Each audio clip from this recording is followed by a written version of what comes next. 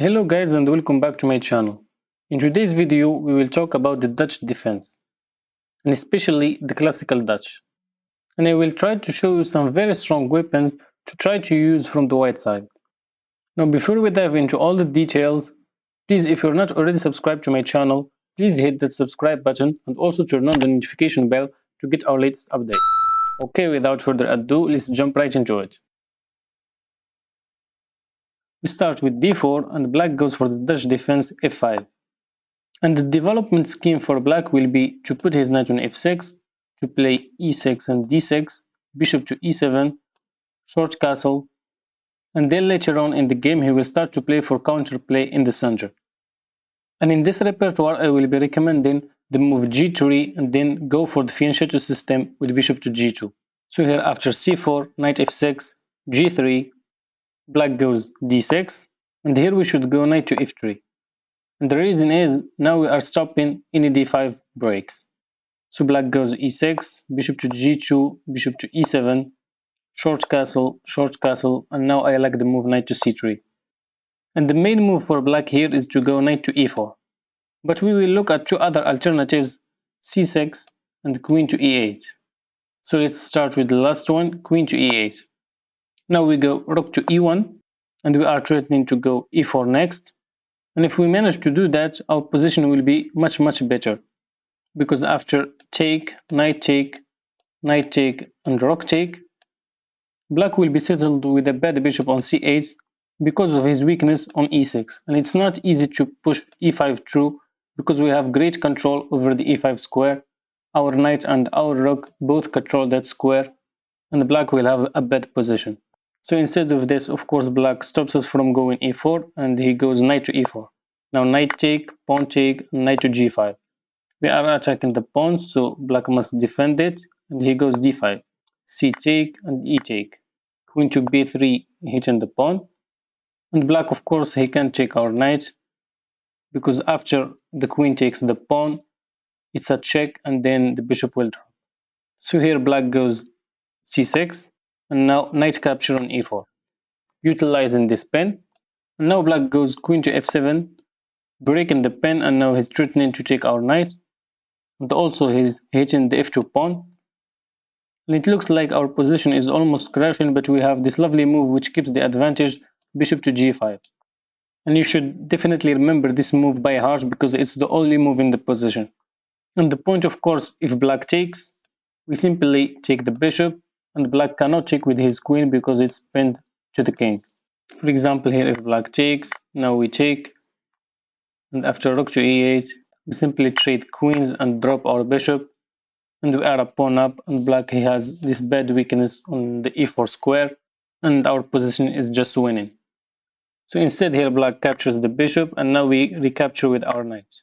Queen capture on f2, king to h1, and now queen capture on d4.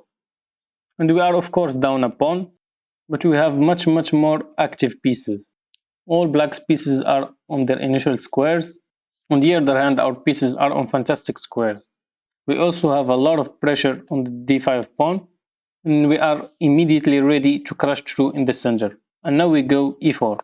The black cannot take because of the pin, and here after knight to a6, threatening to hit our queen, e take on d5, knight to c5, queen to e3, queen takes, and rook takes, and this is a very pleasant position for white. Here black cannot take the pawn, because after bishop capture, king to h8, knight to f7, king to g8, knight to d6 check, king to h8, and here we have enormous pressure on the b7 pawn. The pawn is sufficiently defended for now, but after something like b4, the b7 pawn will be weak, and also our rook is fantastic on the 7th rank, and we can also double up on the e file, and the black's position is just very bad. So instead here, black shouldn't take the pawn, and I believe his best move is to go h6.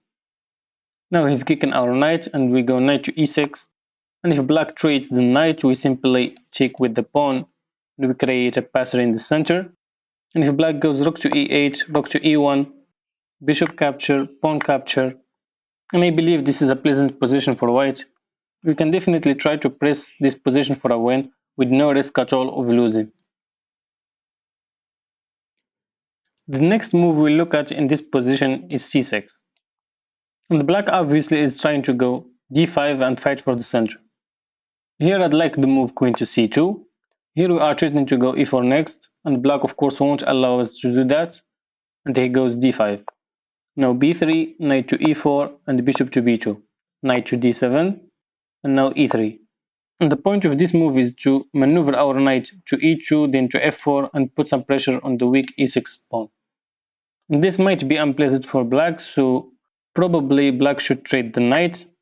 And now after bishop capture, a5 and a4. And here of course the position is still full of life and anything can happen, but I believe strategically we are better.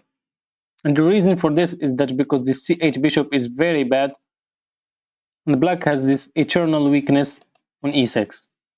And whenever, for example, the knight jumps to f6, we can install a very strong knight on the e5 outpost. Also, our bishop is very strong on this diagonal, and our rooks can easily join the game, and I believe we have a very good position. Now we will look at black's main move, which is to go knight to e4 directly. Of course, here we take the knight, and after the pawn captures, here we don't have access to the g5 square. So we have to put our knight either on d2 or e1. I'd like to go knight to d2, but the problem here, we want to go f3 and then recapture with the knight and get our knight back to this good f3 square. But the problem here, after we go f3, black can go e3, and the position gets very messy and black has a lot of counterplay. So here I'd like the move knight to e1. And the point here is that after f3, black can't go e3 because the bishop covers this square. And next we want to put our bishop on e3 anyway, go rook to c1, and we will have a very good position. So here obviously the pawn is attacked, so black has to defend it.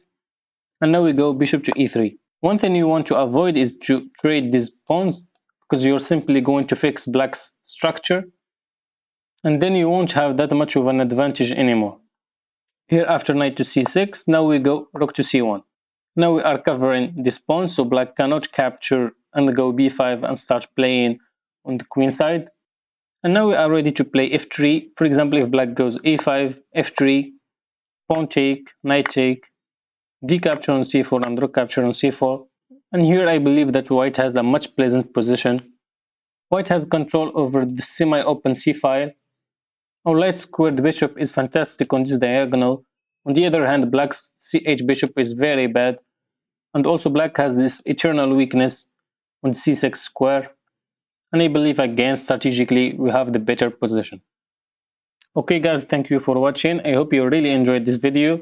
If you are not already subscribed to my channel, please hit that subscribe button and also turn on the notification bell to get our latest videos. If you have any questions, please feel free to drop them down below in the comment section, and I will do my best to answer all of them. Thank you guys for watching, and see you in the next video.